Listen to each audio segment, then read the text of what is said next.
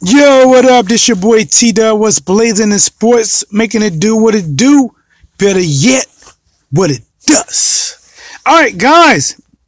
Wow, this is getting interesting, guys. I mean, from what you see on the screen, the thumbnail, and what you saw as the title, no lie, I would really like this matchup. I think both fights would be amazing. I think these two fights on the same card would draw, would sell, will be competition. Again, this is your boy T-Dub. What's plays in the sports, making it do what it do. Better yet, what it does. Please subscribe, like, and share. All right, so let's get into it. Remember, guys, before Kell BROOK fought Rabchenko, Jermall Charlo said, "Hey, if you knock him out basically under 6 rounds, you know, you might be a strong nominee for his date in June the 9th. He called his shots, guys. So I did a video about that. And I told you what I thought. I thought Kell BROOK needs to win. Maybe have another fight for sure. You know, maybe 1 or 2 fights before fighting Charlo. You know, basically get your confidence back. Get back used to fighting. Get the rust off of you. He didn't go enough rounds to me in that first fight that he knocked Rabchenko out in 2 rounds. Get the rust off. Might be still a little bit rusty, even though I think he definitely shown that, you know, shoot.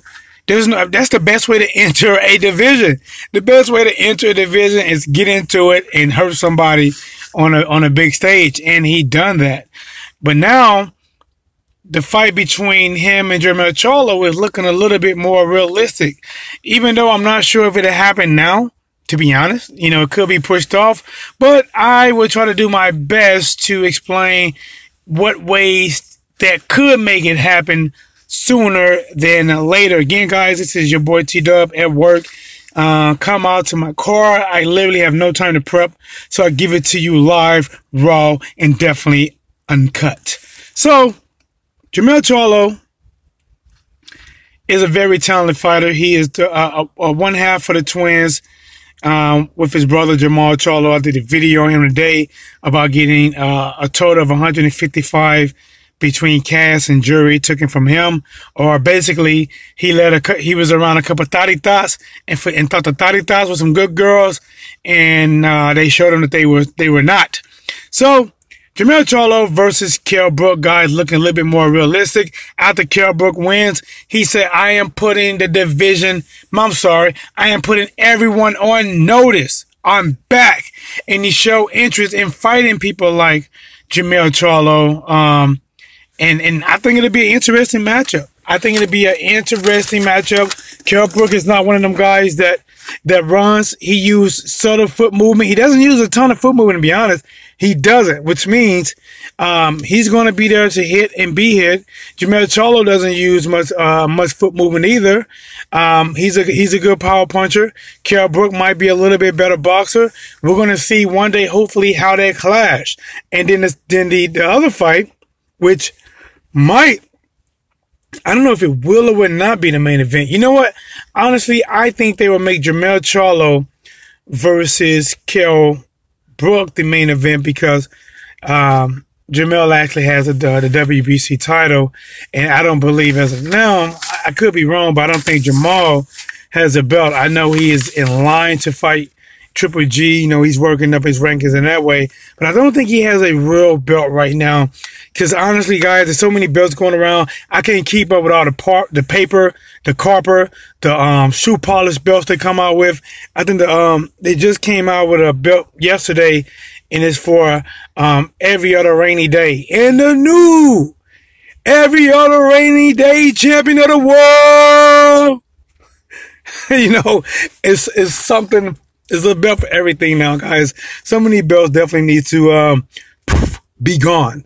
All right, so the other fight that I'm thinking probably not going to be the main event, but could be a main event within its own right, which is Danny Jacobs.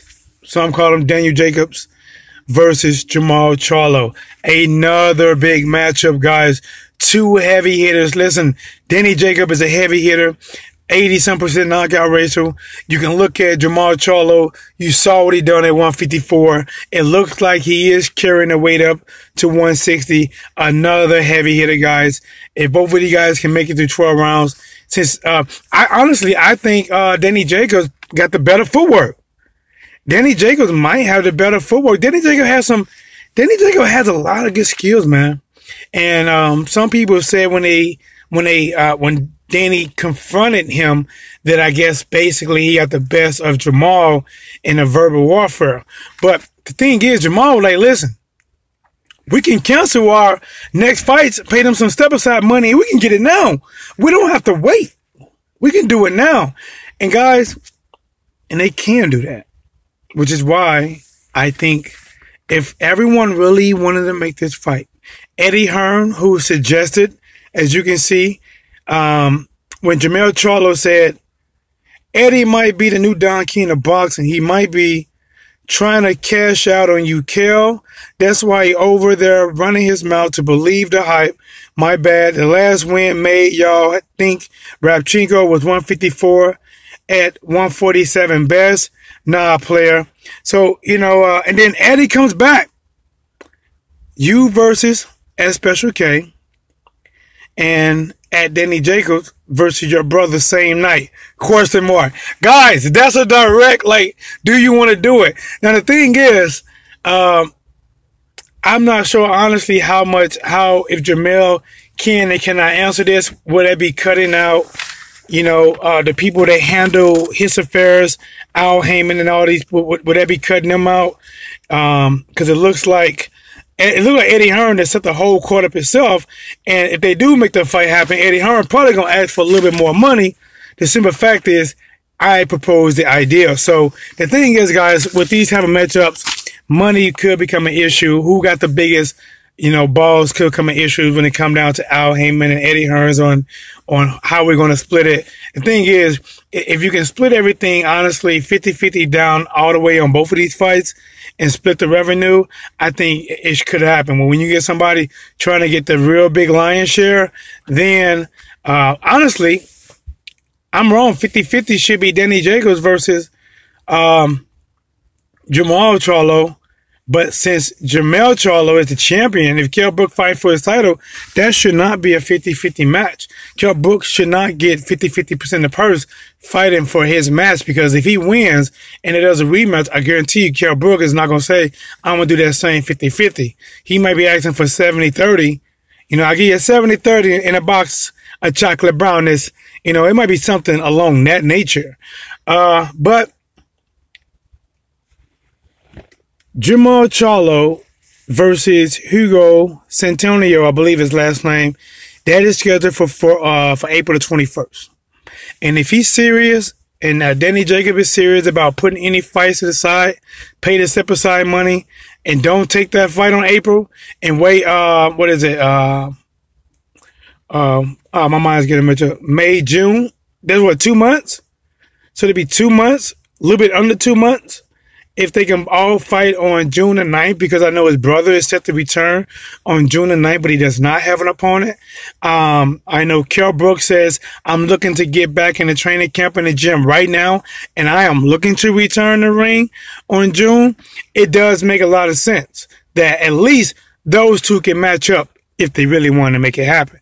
If Jermall and Kell Brook and all parties were very serious about making this happen, that can happen for sure. Now, with Danny Jacobs and Jermall Charlo, who actually have opponents, that might be a little bit more iffy. But guys, I'm telling you right now, because I think it would do very well. Jermall Charlo brings a following.